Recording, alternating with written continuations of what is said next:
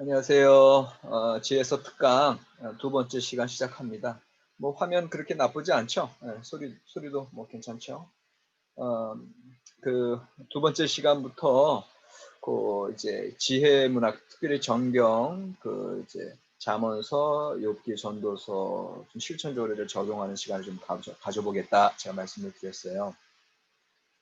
특별히 이제 요 지혜서를 이제 여러분들 보시면서 제가 이제 학기 초에도 말씀드렸지만 오늘날 이 지혜 문학에 대한 기대가 교회에서도 목회자분들 또 그 신학자들뿐만 아니라 교회 현장의 목회자분들 그다음 이제 성도님들에게 있어서도 이제 일반적으로 나타나고 있는 현상이다 이런 말씀을 이제 드리면서 특별히 이제 이 시간에 좀 같이 여러분들과 생각해 보고 싶은 것은 뭐냐면, 성도님들의 이제 고민을, 함께 이제 나눠보면서 그 성도님들의 고민이 실제로 이 지혜 문학의 문제 제기와 같다고 하는 걸 제가 이제 말씀을 드리려고 합니다. 무슨 소리냐면, 우리는 보이지 않는 하나님을 섬기고 있잖아요.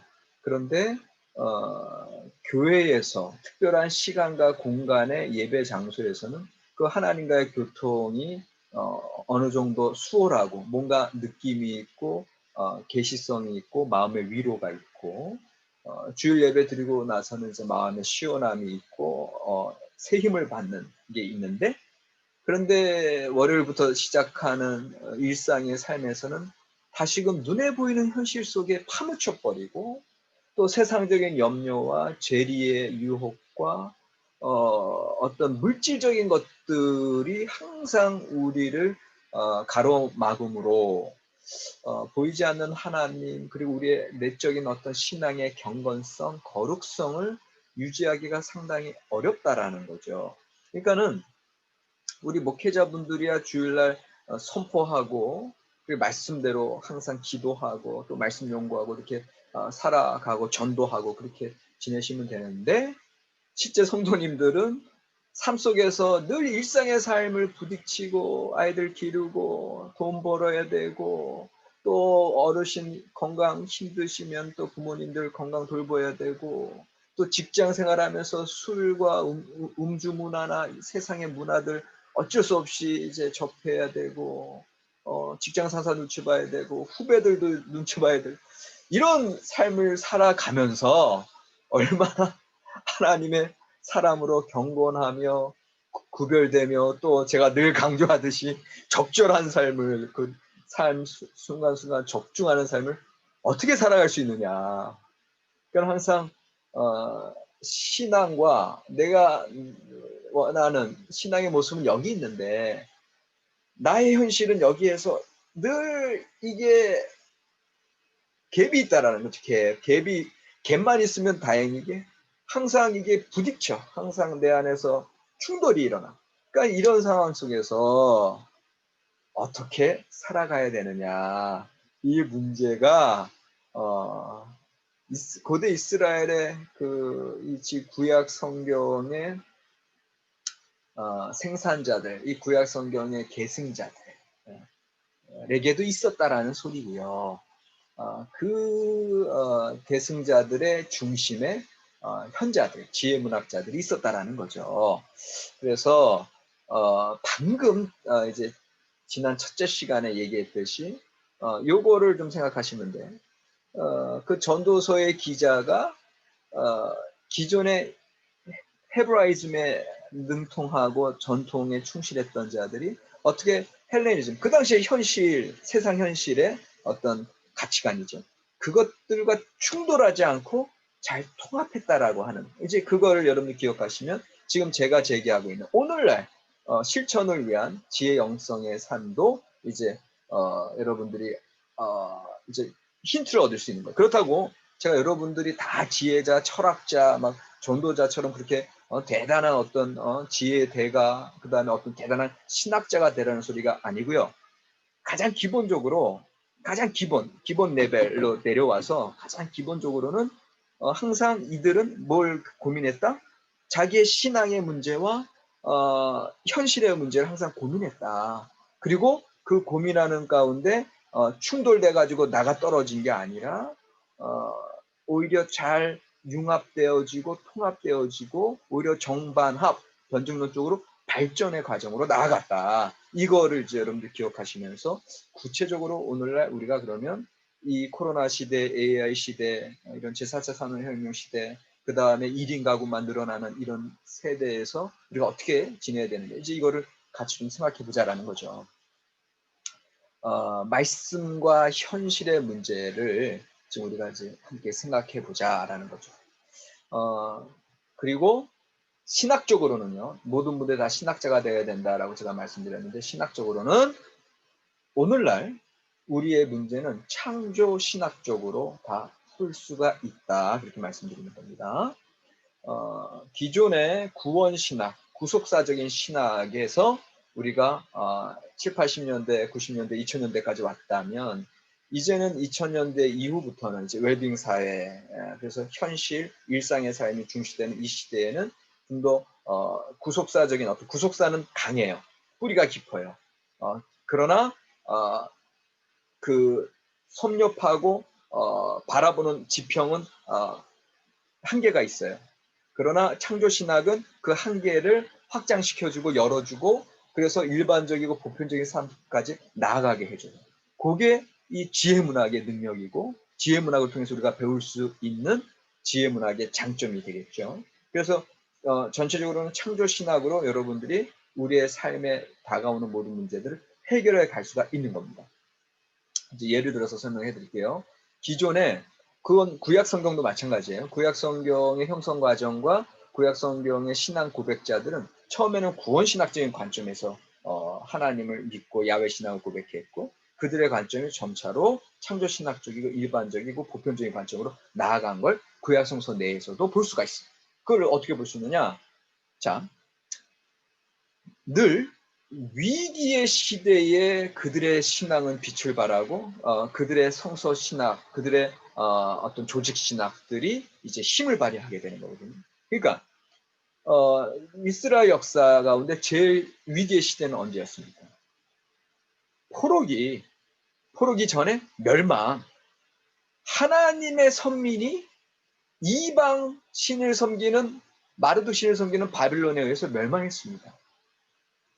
포로로 끌려온 이스라엘 백성들은 더 이상 야훼 신앙을 붙들 수가 없었습니다. 그들 생각에는 우리가 믿었던 민족신 야훼가 바벨론 민족신인 마르둑에게 졌다. 그러니까 우리가 지금 멸망해서 여기까지 끌려온 거 아니냐? 이렇게 얘기하게 되는 거죠. 신앙의 위기입니다. 실제로 많은 사람들이 배교하고 마르둑신으로 바벨론 문화로 흘러갔습니다. 그런데 이때 신명기 역사가들이 나타나는 거예요. 신명기 사가, 신학자들이 나타나는 거예요. 그래서 그 신명기 역사가들, 신명기 신학자들이 우리가 멸망한 이유는 야훼 하나님이 마르둑에게 진 것이 아니라 뭐 때문에? 우리의 죄악 때문에. 이미 모세가 말씀하신, 율법을 통해서 말씀하신 그 신명기에서 계속해서 강조하신 너희가 하나님의 말씀에 순종하면 축복이지만 번영이지만 불순종하면 저주고 심판이고 쫓겨나리라. 그 가나안 땅에서 쫓겨나리라. 이미 그 말씀하신 거 그거를 떠올리는 거죠. 말씀을 붙드는 거죠. 그러면서 오늘날의 멸망은 결국은 우리의 잘못으로 인함임을 그들이 회개하며 포로 생활 70년을 다 간통하고 비로소 복역의 어떤 때에 그들이 이제 회복을 통해서 돌아오는 거죠. 그리고 이미 그게 예레미야 예언자를 통해서 에스겔 예언자를 통해서 이미 예언자들의 선포를 통해서 성취가 되는 바이고, 그러니까는 그 포로기 시대에 그들은 그 신명기 사가의 신학을 통해서 위기를 극복하고 다시금 포로 귀환이라고 하는 그러한 회복과 구원을 경험하게 되는 거죠. 그러나 그들의 위기는 거기서 끝난 것이 아니라, 그러니까 일단 포로기에서 그들이 돌아왔던 것은 여전히 구원신학적인 어떤 구원신학적인 선포였죠. 그 구원신학 뭐예요? 하나님의 백성을 하나님께서 구원하시는데 조건은 뭐예요? 계약관계. 하나님의 율법을 온전히 성실하게 섬길 때, 지킬 때 계약 백성으로서 회복되고 구원받는 거고, 그것을 놓쳐버렸을 때는 심판받는 거고, 결국은 이 심판의 지금 포로기의 상황에서 다시 회개했을 때 하나님의 계약 백성으로 돌아왔을 때, 그러니까 구원신학적인 관점이죠. 그 구원신학적인 관점에서 그들은 포로기를 통과하고 이제 포로기 이후 제2성전 시대를 맞는 겁니다. 그런데 문제는 이제 제2성전 시대 때 그렇게 그들이 구원의 경험, 회복의 경험을 통해서 새로운 제2성전, 그때는 이제 신정 공동체예요. 왕정 공동체가 아니라 정치적인 왕이 있었던 게 아니라 이제 페르시아의 식민지 하에 신정 공동체로 성전 중심의 사회를 그들이 이루고 있었는데, 그 이전의 메시아 사상 이사야 예언자를 통해서, 또 이전의 예레미야의 그 회복의 선포도, 에스겔의 그 새하늘과 새 땅, 그 새로운 성전 40장에서 48장의 새로운 성전의 비전이 안 일어난단 말이야. 더군다나 이 재성전 지을 때그 학계와 스가랴는 정말 메시아 사상과 결부돼가지고 이 제2성전 지어지면 이제 옛날 기원전 천년 시대의 그 다윗 왕조의 영화가 회복되는 것처럼 얘기했단 말이야. 근데 실제로 이루어진다, 안 이루어진다? 안 이루어진다. 그들이 바랐던 신앙의 목표는 여기였는데 그들의 현실은 한없는 갭이 있었단 말이죠. 그러니까 그런 갭을 어떻게 채워? 그래서 그때 시대에 또 새로운 신학의 어떤 청사진, 신학적인 새로운 청사진들이 또 비춰지는 거죠. 포로기 시대 때는 신명기사가의 청사진이 비춰져서 그들이 그걸 관통했다면, 이 포로기 이후에는 새로운 신학이 이제 드러나게 되는데, 그 새로운 신학의 드러남에 있어서 욥기도 나오고 전도서도 나오고 잠언서도 나오고, 그러니까 똑같은 지혜 전승이지만, 물론 그때 이미 450년경에는 아까도 말씀드렸어요. 에스라의 율법 중심의 종교개혁이 단행됐어요. 그러니까 그거는 율법 중심의 신학이죠. 예, 그래서 우리가 자폰을 금지하고 철저하게 하나님의 백성의 순수성, 이걸 지켜 나간다라고 하는 그것들이 이제 붙들면서 이제 나아가게 된 거거든요.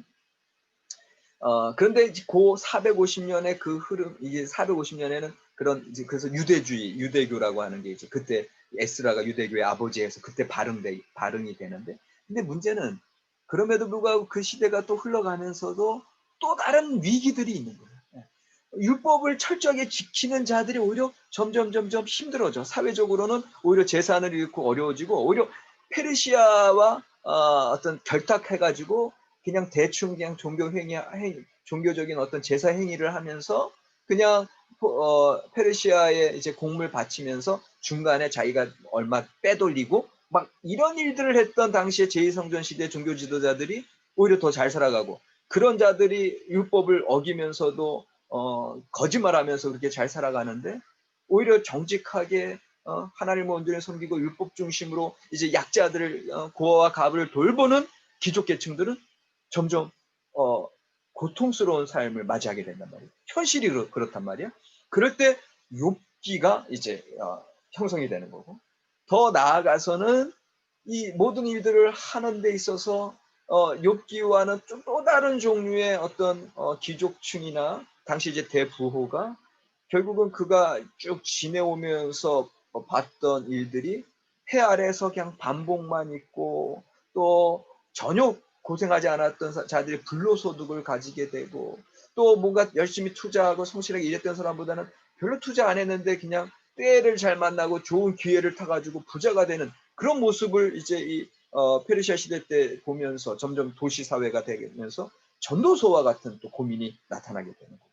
그러니까 지금 제가 여러분들 말씀드리는 건 이 포로기 시대 때의 그 관심이 이제 다양해졌다는 거죠. 이렇게 다양해지는 가운데 나름대로의 신학을 개진시켜 나가고 전개시켜 나가는 거, 요런 관점에서 잠언서, 욥기, 전도서를 보실 때 그들이 어떠한 답을 찾았느냐, 그리고 그들의 핵심은 뭐냐, 그들이 그런 현실의 갭을, 하나님과 현실의 갭을 느꼈을 때 그들이 어떤 답을 찾았느냐를 그 엑기스, 그 정수를 우리가 배운다면 오늘날 우리가 여전히 삶의 현실과 우리 신앙의 고백들이 갭이 있는 이 우리의 현장, 그리고 여러분들 각자가 또 다른 그런 갭들이 있고 또 다른 문제들이 있잖아요.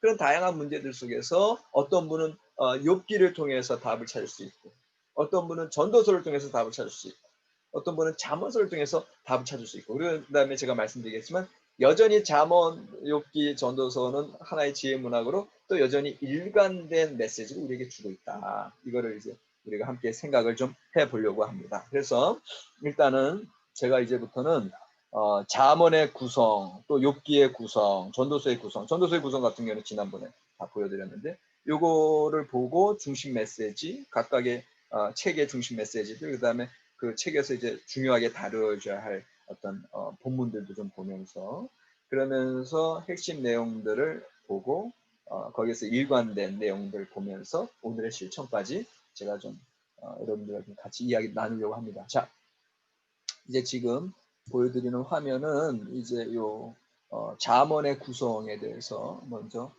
보려고 합니다.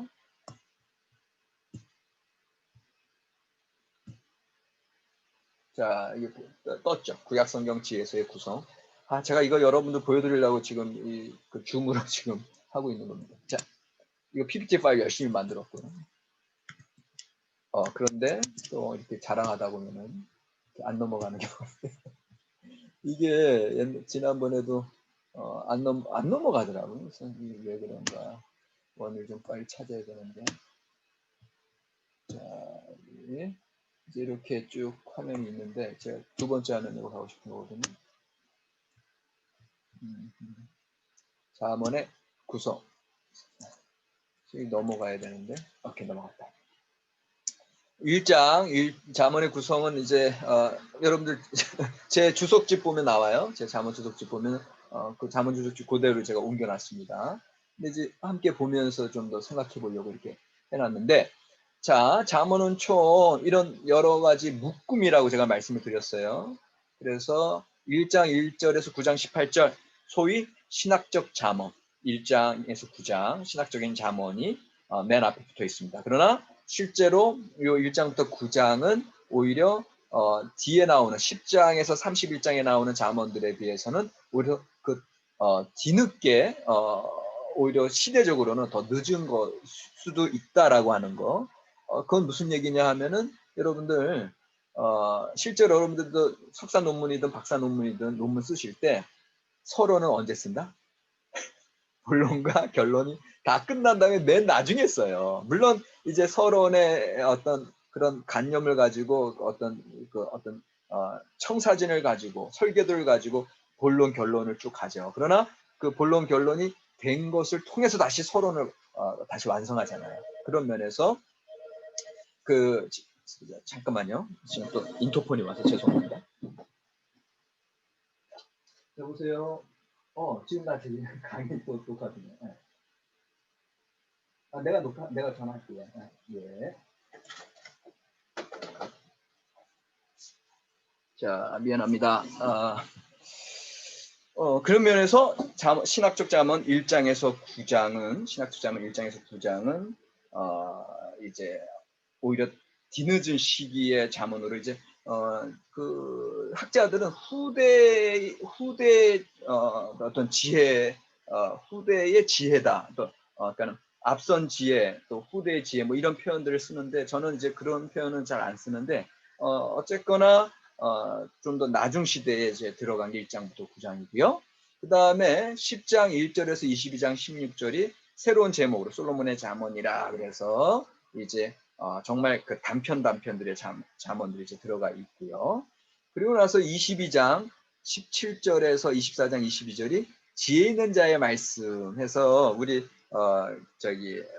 우리 개정 한글 성경에서는 여기 지혜 있는 자의 말씀이 이게 나오는데 이게 새로운 시작이라고 여겨지기에는 조금 그냥 훅 지나갈 수 있는데 실제로는 이게 이제 세 번째 구성이 되겠고요. 여러 가지 의무와 규정을 다루고 있고, 네 번째가 이것도 지혜로운 자들의 말씀이라서 또 다른 묶음입니다. 현재의 잠언. 그 다음에 이제 25장에서 29장이 중요하죠. 이것도 솔로몬의 잠언이요 하면서 기존의 그 10장에서 22장 묶음과 거의 대등한 것으로 나오면서, 그러나 그것은 언제 편집됐다? 히스기야 왕 시대에 편집된 솔로몬의 잠언으로 나오죠. 그만큼 기원전 어떤 960년경의 솔로몬 시대의 그런 잠언의 편집, 잠언의 전통이 언제까지 내려와? 히스기야 시대, 700년경의 히스기야 시대까지도 200년이 넘는 기간 쭉 내려오고, 또 이후에도 언제까지? 또 이제 한 주전 한 400년경, 300년경, 300년경은 너무 뒤늦게 잡은 건데 어쨌거나 한 400년경까지. 그러니까 이 잠언의 그 컬렉션은요, 한 500년에 걸친 컬렉션이다. 그러니까 참 대단한 거죠. 그렇게 이제 우리가 좀 볼 수가 있겠고요. 그 다음에 이제 30장과 31장을 이제 부록 비슷하게 나오는데, 야게의 아들 아굴의 잠언. 이 아굴의 잠언도 참 읽어보면 참 대단한 잠언이고요. 31장에 이제 르무엘 왕이 말씀한 바에서 또 르무엘의 잠언 나오고, 특별히 이 중에서 31장 10절로 이제 31절은 이제 현숙한 여인, 이제 현숙한 여인이라는 표현보다 이제 유능한 여인이라는 표현이 더 어울리는데, 그것이 쫙 나타나는 게 이제 잠언의 전체 구성이 되겠습니다. 자, 컬렉션인 게 한 번에 보이고요. 그 다음에 신학적 잠언이 1장에서 9장 앞에 이제 붙어 있는 것을 이제 기억을 하셔야 된다. 그러면서 다음 페이지로 넘어가면 잠언, 특별히 신학적 잠언 1장에서 9장의 구성을 좀 더 보시면, 여기 보면은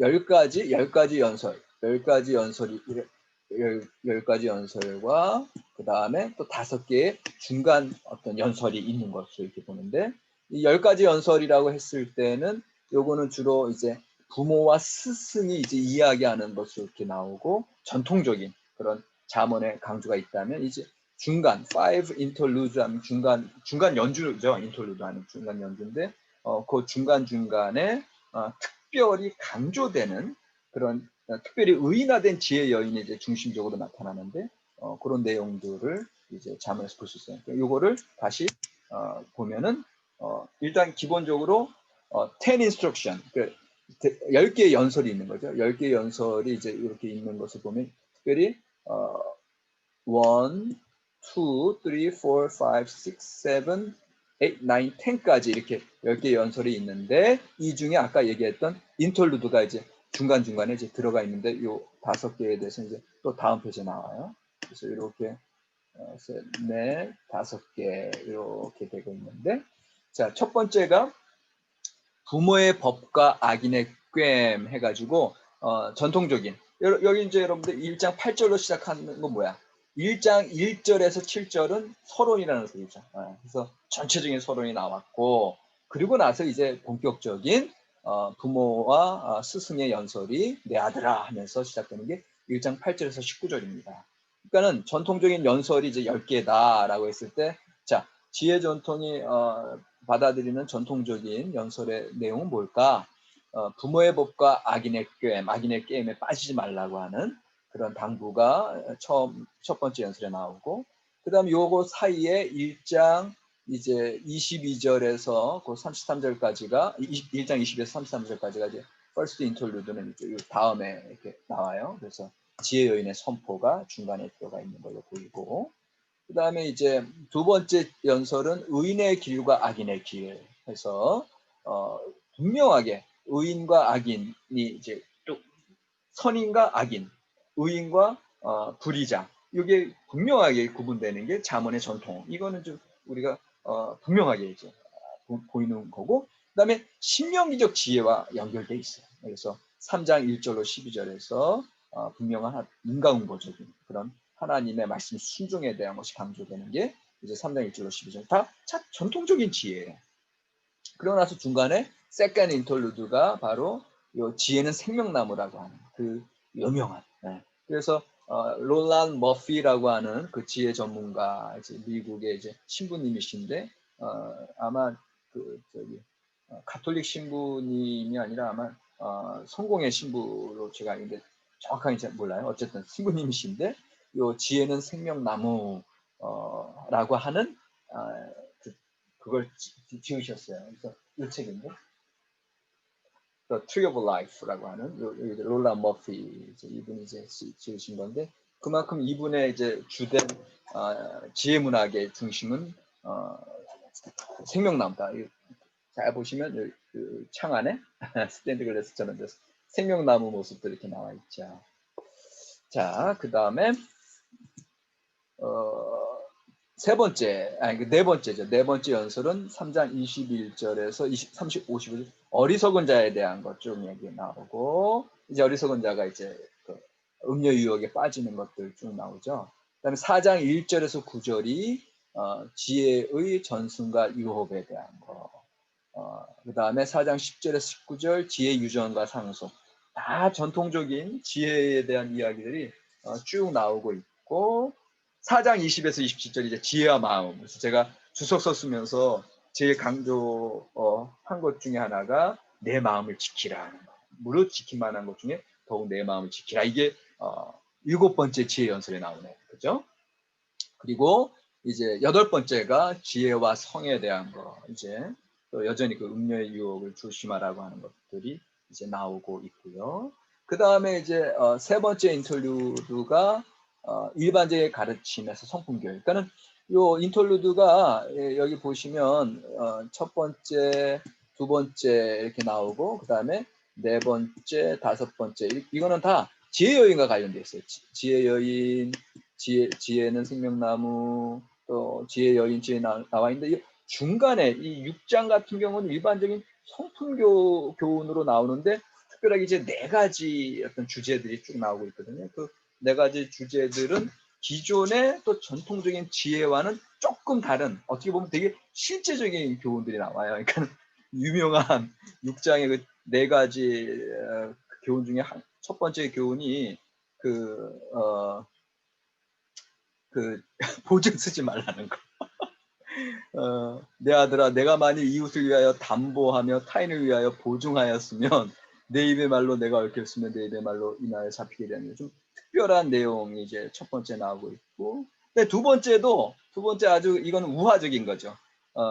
게으른 자여 계명에 가서 그 지혜를 얻으라라고 하는 거. 이게 이제 6장 6절 이하에 나오고, 그다음에 세 번째 내용은 사실은 이거는 이제 어떻게 보면 이제 전통적인 어떤 그 잠언서의 입을 조심하라고 하는 거, 말에 대한 조심인데 이거는 거기에서 좀 더 나아가서 구부러진 말, 불량하고 악한 자는 구부러진 말을 하고 다니며 눈짓을 하며 발로 뜻을 보이며 손가락질을 하며 그의 마음에 패역을 품으며, 그러니까는 이런 내용들은요, 말, 눈짓, 발, 손가락질, 마음의 패역, 요 특별한 내용들을 쭉 얘기하고 있는 면에서 이제 근데 이런 부분은 사실은 또 다 뒷부분에 가면 나오는데 어쨌든 이런 내용이 세 번째로 차지하고 있고 네 번째가 16절인데 6장 16절 여호와께서 미워하시는 것 곧 그의 마음에 싫어하시는 것이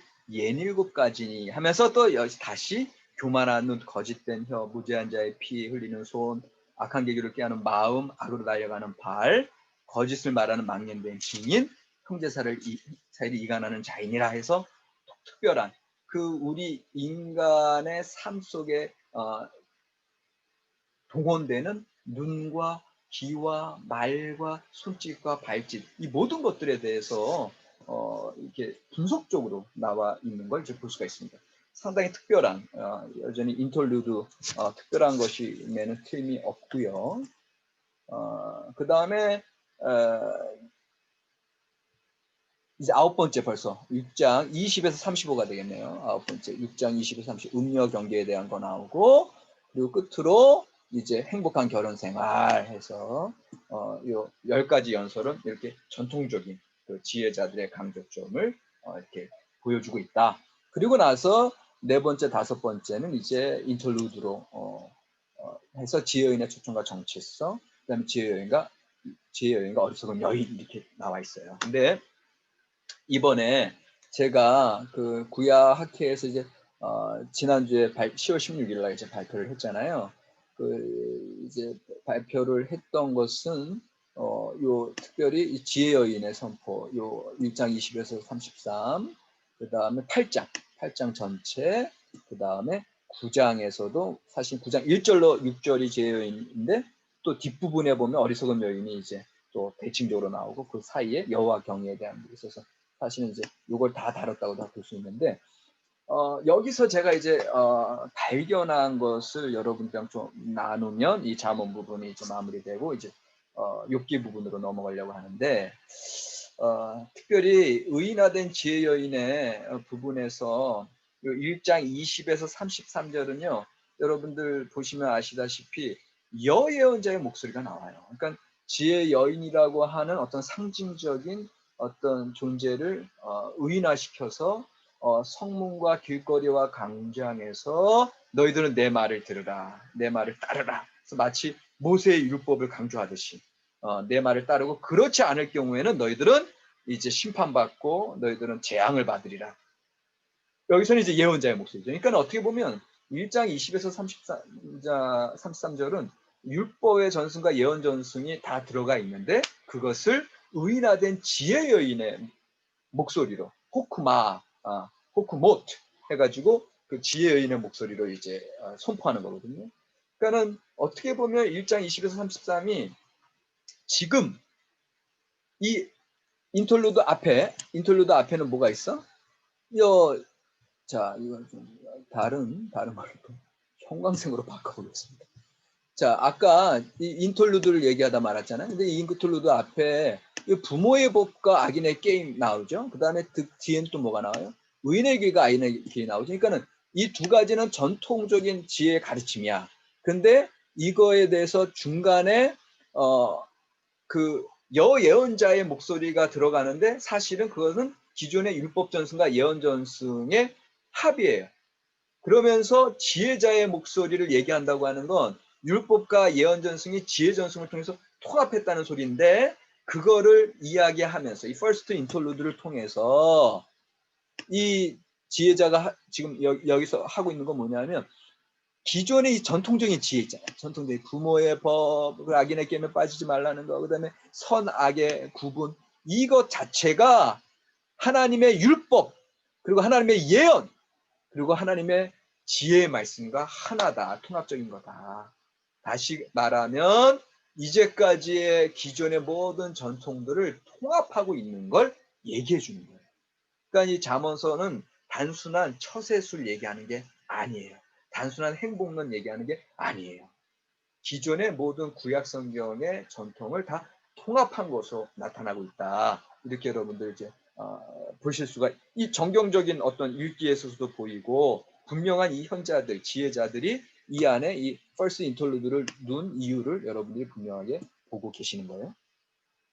신명기제의 가르침 마찬가지고 그 다음에 이제 저는 이제 의인화된 이제 지혜 여성 얘기 그거 중심으로 가야 되니까 이제 이 지혜 여인의 선포가 이제 그런 면에서 의미가 있다는 거고 그 다음에 8장으로 넘어오면 이 지혜 여인의 추천과 정체성인데 사실은 이 8장이 또 세 부분으로 나뉘어요. 그래서 여러분들 아시다시피 그 8장 22절 8장 22절에서 30절까지가 그 지혜가 태초부터 있었다라고 하는 거, 그거 나오는 거잖아요. 그러니까 지혜가 태초부터 있었다는 이야기를 하면서 8장 그 전반부 1장부터 8장 1절로 21절, 그 다음에 후반부 8장 32절, 36절이 전통적인 지혜가 있으면서 그 가운데 8장 22절에서 30절이 31절까지가 태초부터 있었던 지혜고 그 태초부터 있었던 지혜는 하나님의 창조의 명공이었다. 옛날 개혁 한글, 지금은 하나님의 창조자였다. 그래서 하나님의 창조 세계에 창조자로서 함께 활동하고 그 다음에 창조의 증인으로서 지원하고 또 그 창조의 세계에 있었던 그 지혜는 이 세상 31절에 8장 31절에 사람이 거처할 땅에서 즐거워하며 인자들 기뻐하였느니라 하면서 이 세상 속에서도 충만한 걸 얘기해요.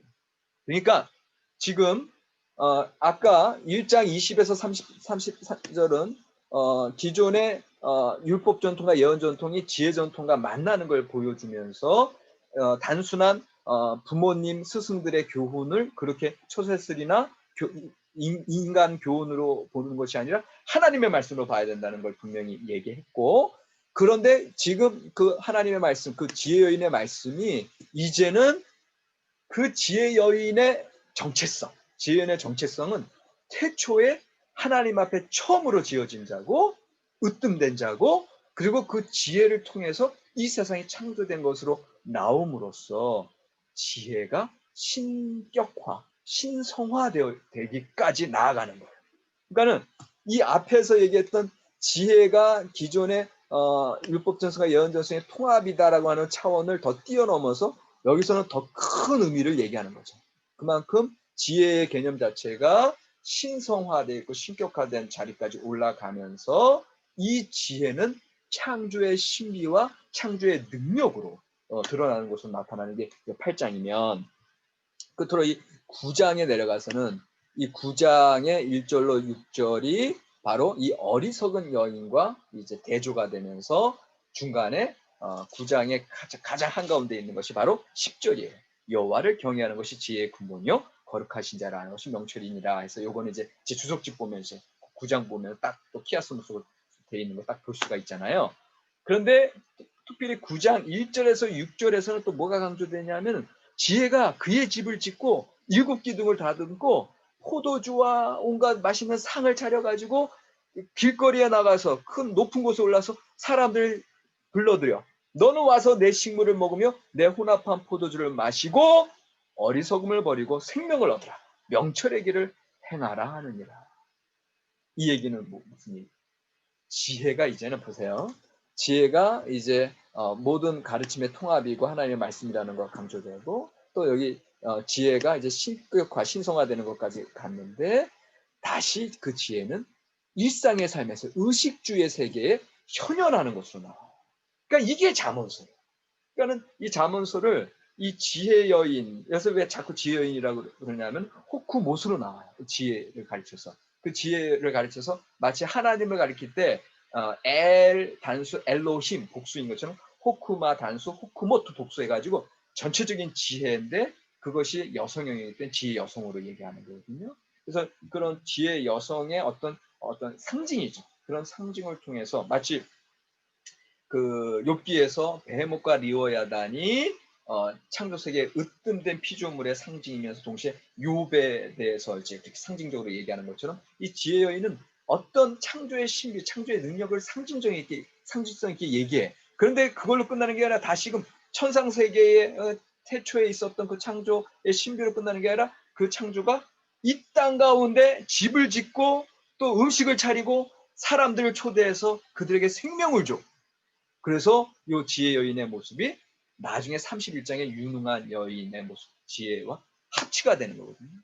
자, 지금 이제 시간이 너무 많이 갔죠. 그러니까 이 잠언서에서 얘기하는 이 지혜는 그 모든 창조 세계의 어떤 신비와 기존의 신앙의 전통과 그 다음에 현실의 삶을 다 함께 얘기하고 있는 정말로 잠언 자체는 그 지혜의 종합판이라고 얘기할 수 있는데 이 실천적인 영성은 좀 이따 이제 엽기까지 얘기하고 이렇게 마치도록 하겠습니다. 자, 공유를 중지시키고 두 번째 시간은 여기까지 하겠습니다.